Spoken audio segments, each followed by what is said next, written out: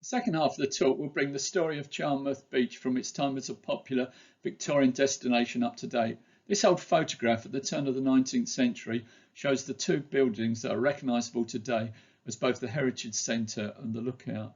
For it was in 1856 that the Excise and Coast Guard services were formally taken over by the Admiralty, who continued to rent the building and its adjacent flagstaff from the Lord of the Manor for just £3 a year. They had a shed that housed their gun, which was run out to the edge of the cliff, and the target placed on a reef of rocks. The shot was collected at low tide and used again. The fishing boats are drawn up on a raised platform made from the falling cliff. The boat in the foreground is a lariat or herring boat. Both bow and stern are pointed so the boat could go out or come in without turning. Heavy traction engine and wagon can be seen by the cement works being used to haul stone from the beach.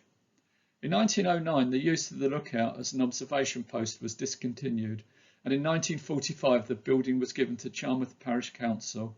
By 1989 it was designated a Grade 2 listed building by the Department of the Environment. The National Coast Watch institution now operates it as a lookout after 2 centuries in this role. Another view, this time from 1905, of the Lookout with 2 of the Coast Guards on duty. Further down is an old chap leaning against the gate that led into their enclosure. Behind him is the battery where their ammunition was kept. The remains of it are still near the entrance to the latter, which was later built nearby. The red bungalow, Cove Cottage, the sanctuary and Seahorse House can be seen in the distance. This view of the same area has the Lookout with its large flagpole and customs officers by its entrance. A number of visitors have turned to face the camera. The old cement works in the background looks rather dilapidated with large holes in its roof. The Charmouth Volunteers, shown here, appeared for the first time on the Army list in 1866. They manoeuvred on the sward which lay between the limbs of the meander and the river's mouth. They emplaced their artillery and set up a target for rifle practice on the cliffs. At first they had horse-drawn lumber guns with big spoke wheels. New guns, 2 24-pounders and 1 64-pounder, replaced the old and were mounted on platforms made of railway sleepers, and a magazine house was built alongside. It was in 1891 that they won the County Challenge Cup for gunnery, and I see her proudly standing beside it. When the volunteers ceased in 1895, their band was retained as the village band. Here we have another photograph of the heavy guns on the foreshore with a cement factory in the background. It was rumoured that when the volunteers disbanded, that due to their weight, they were later buried under the car park. In 1898, John James Coulton, who was a solicitor from King's Lynn in Norfolk, was also the Lord of the Manor, tried to auction part of his estate in High Sea Lane off as a planned building site for 55 houses. Unfortunately for him, only a few lots were sold. Undeterred, he tried again in 1904, but this time no one even turned up for the auction. Some of the plots were sold on afterwards, and High Sea Lane slowly was built on over the century. In 1902, he sold a piece of land to Bessie Lessiter, and on this she was to build the unusual red bungalow at the bottom of High Sea Lane. The photograph of him is when he was 86 and visited the village at the time of the second auction. He had just walked from Lyme Regis and picked up a bunch of seaweed on the way. This early photograph was taken in 1890 of Charmouth Beach, and it reveals the lookout at much lower level than today. The lerrets for catching mackerel are in the foreground. On the right can be seen the remains of one of the 2 lime kilns. The lookout and shed where its gun were kept are behind him. In the background, towering above the fields, is Seahorse House, for a long time the only building in High Sea Lane. This is a similar view to the last, with a custom officer in front of the lookout where he operated. Here we have the other half of the previous photograph, showing the side of the cement works with no windows in it and a large chimney at the back. Here we see some fully dressed Victorian holiday makers enjoying strolling on the rocks. In the distance, the silhouette of the cement works can be seen. In 1897, Queen Victoria's Jubilee was commemorated by the construction of a shelter. Sadly, there are no traces today of it, but photographs of the time show it in all its glory. It would have stood at the top of what is today the car park by the present bridge that crosses the river there. This area had changed dramatically, as at the time of its construction, the river Char formed an oxbow with an earlier wooden footbridge crossing the bend in the river near the cement works. This would have taken visitors over to a piece of land known as the Spit to the East Cliff. It had been the site for two 24-pounders or 164-pounder guns that were fired periodically by the local volunteers to a target consisting of a barrel with a flag out to sea. They stored their ammunition in a brick building nearby known as the Battery. When the volunteers were disbanded in 1895, the building became redundant. Rather than leaving it empty, it was decided to convert it into a shelter to mark the Jubilee. Photographs show the original battery covered with a pointed roof, which was supported by a number of timber pillars protecting the benches below. This photographs a close-up of the Jubilee shelter surrounded by cattle enjoying the outlet of the River Char. Bill Byrne has kindly colorised this and a number of the forthcoming photographs, which makes an interesting addition to these old images. A group of well-dressed ladies lean over the rickety old bridge which went over the river by the present-day Heritage Centre. Here we have the same image, but this time with the addition of colour. This is a close-up of the Jubilee shelter and the bridge that crossed the river, which at that time went alongside the former cement works. The Jubilee shelter can be seen in the distance in this photograph taken about 1900 of a group of visitors playing a ball game on a field which was later to have Thalata built on it. This is a rare photograph taken back in 1890, which reveals how wide the loop of the river was at that time. The guns used by the volunteers can clearly be seen in the foreground. A line of horses wait outside the former cement works, which was in a dilapidated state back in 1900. The house on the right is Sanctuary Cottage, and the former battery used by the Coast Guard stands in between. The wide oxbow in the River Char would have taken it close to Lower Sea Lane at that time. The former building housing the cement works was never used again after the 1867 auction. The Hunter family were to store their fishing nets and bathing machines inside it during the winter months. Two Victorian ladies stand by one of the horse and carts that were filled with sand, stone and seaweed. The horses were used to take the wheeled huts out to the water so that customers could bathe in privacy. Fishermen kept their boats and lobster pots in winter in the large room. Boy Scouts made it their headquarters, and the upper floor was used for a miniature rifle range. The engine and what remained of the machinery was removed in about 1920. It remained manor property until it was sold to Charmouth Parish Council with the foreshore in 1938. Here we have the same view with the addition of colour. Wilfred Hunter and the Reverend W. Harrison are seen here in 1890 hauling their boat onto Charmouth Beach, which also has a number of bathing machines parked waiting for customers.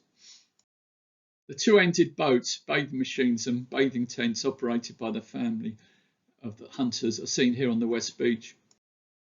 Two young Edwardian ladies pose on the beach with two of the wooden bathing machines just behind them.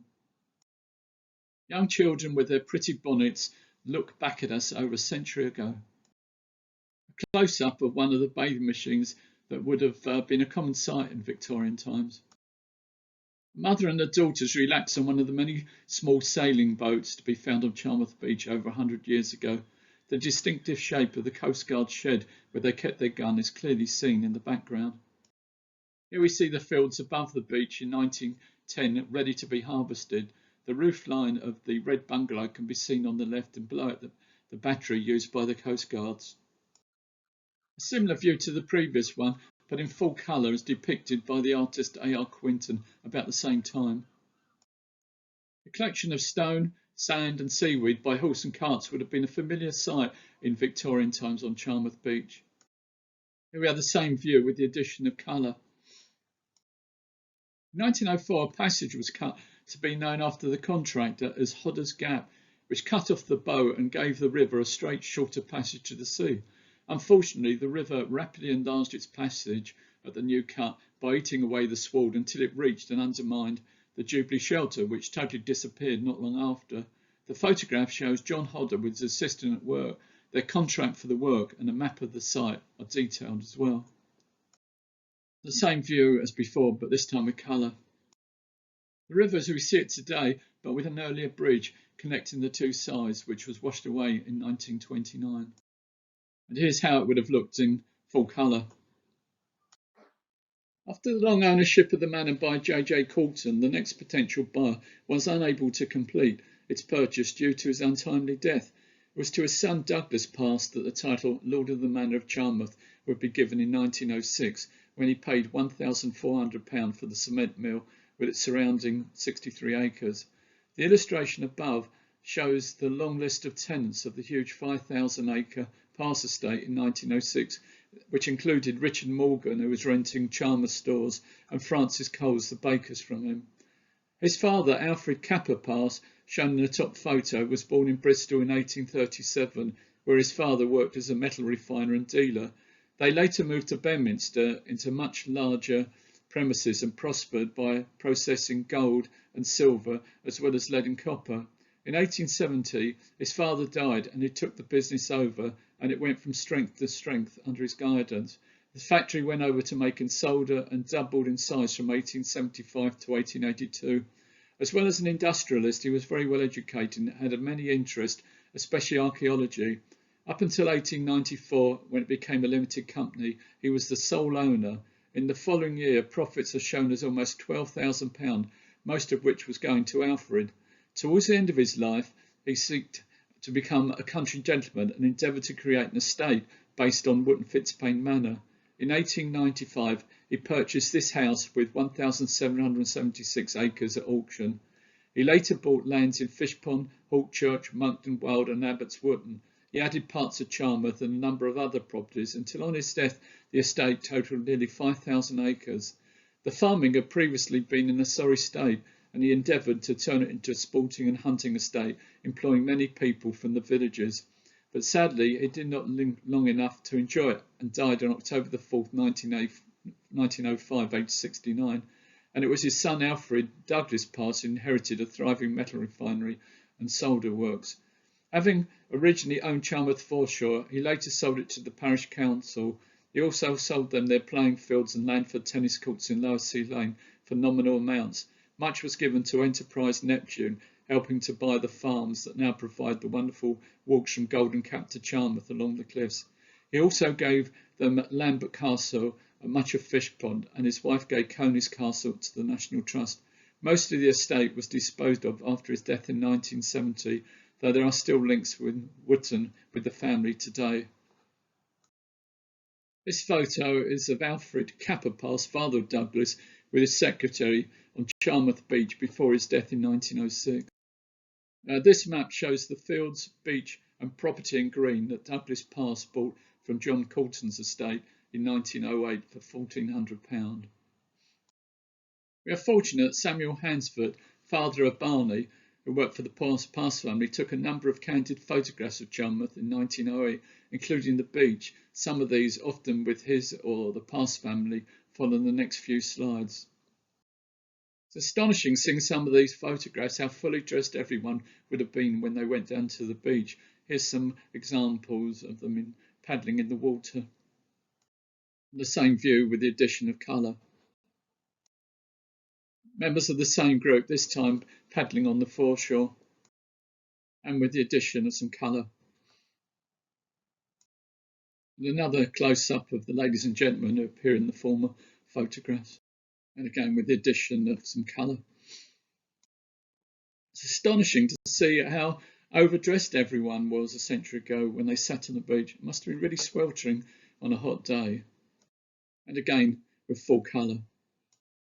Here we have a photograph of the mackerel fishing.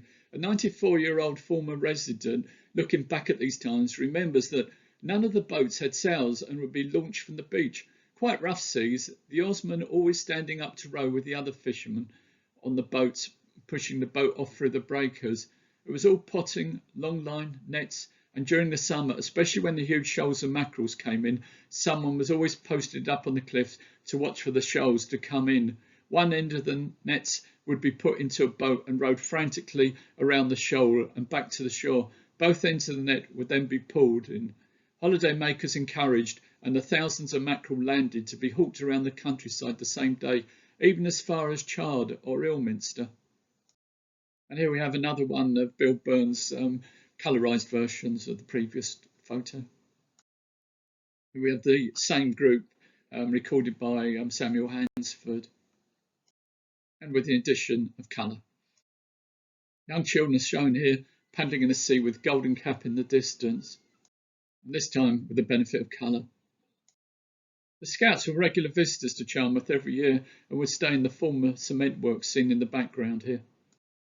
A superb study of an encampment of Scouts where the overflow car park is today.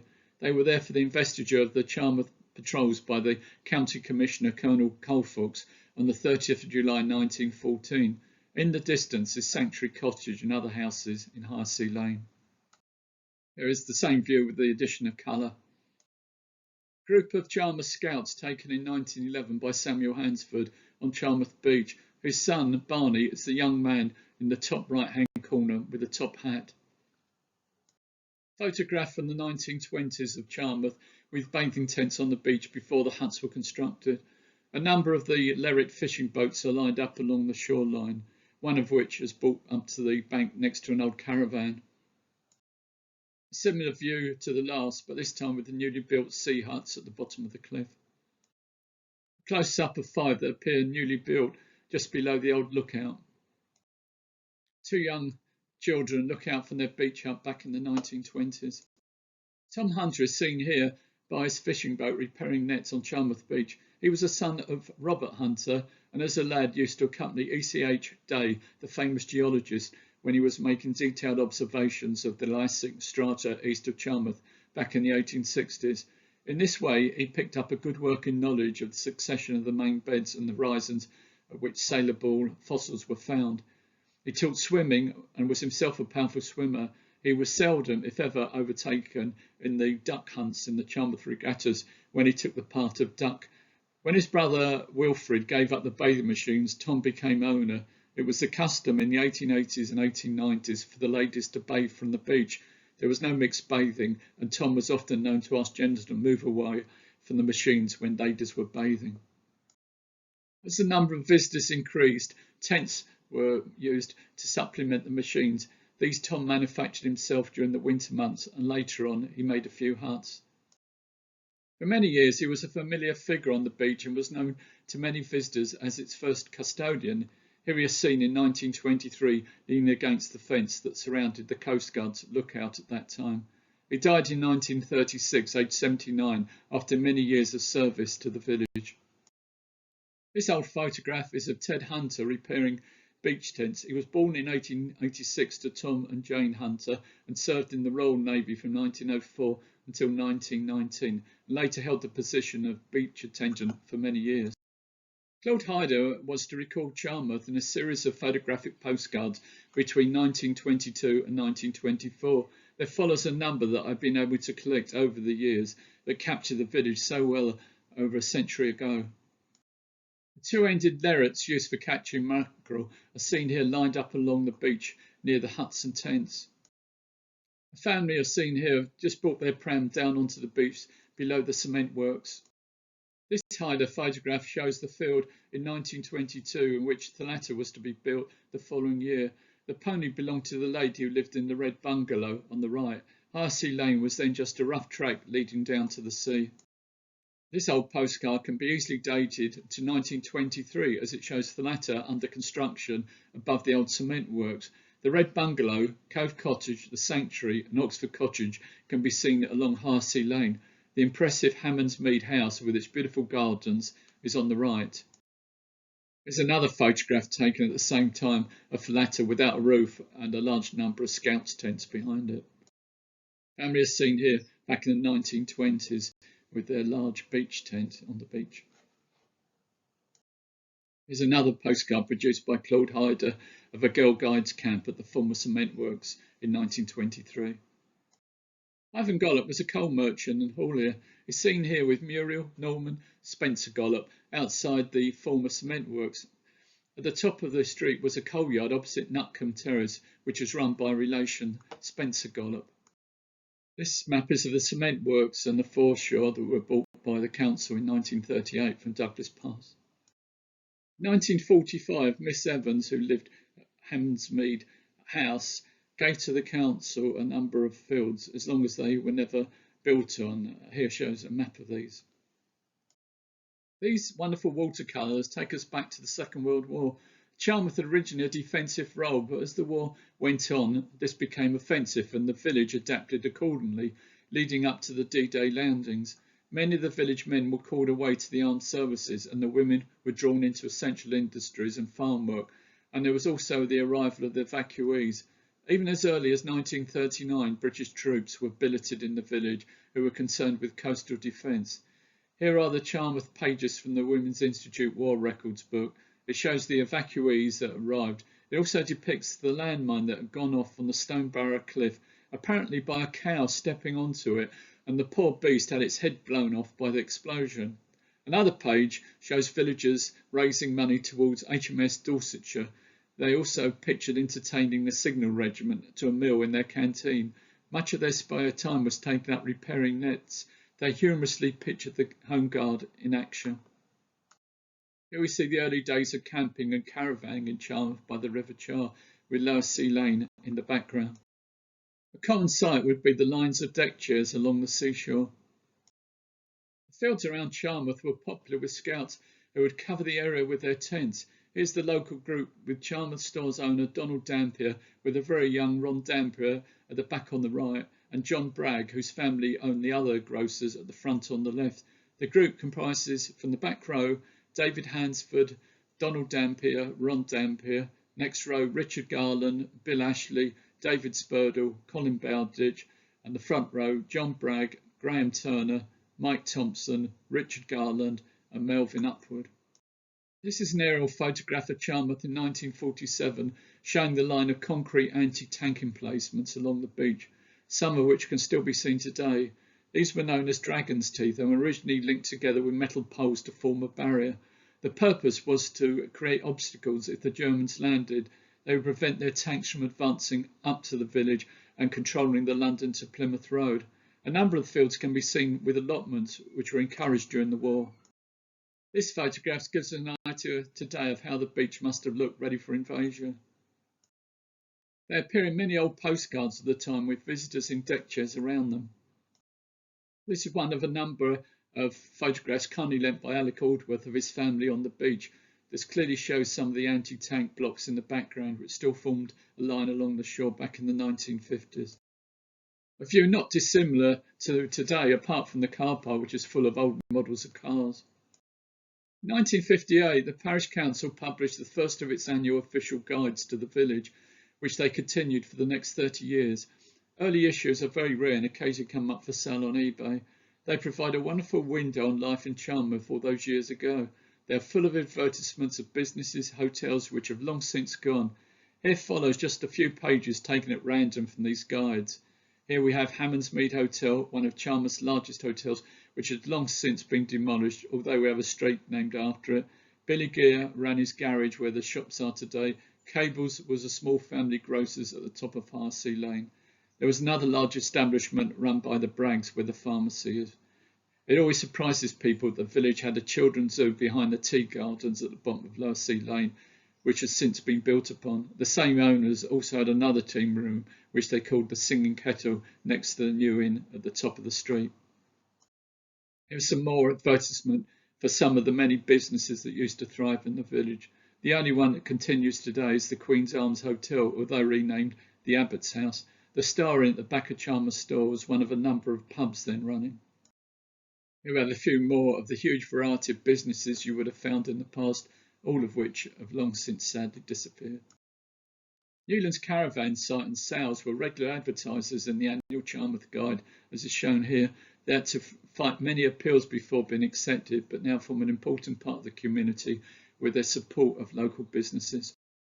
During the spring of 1954, severe gales so damaged the concrete walls of the car park that it had to be entirely rebuilt. Here are some of the workmen outside what was to become the Heritage Centre. Here we have a close-up of some of the workmen laying the concrete steps, which have themselves eroded over the course of time.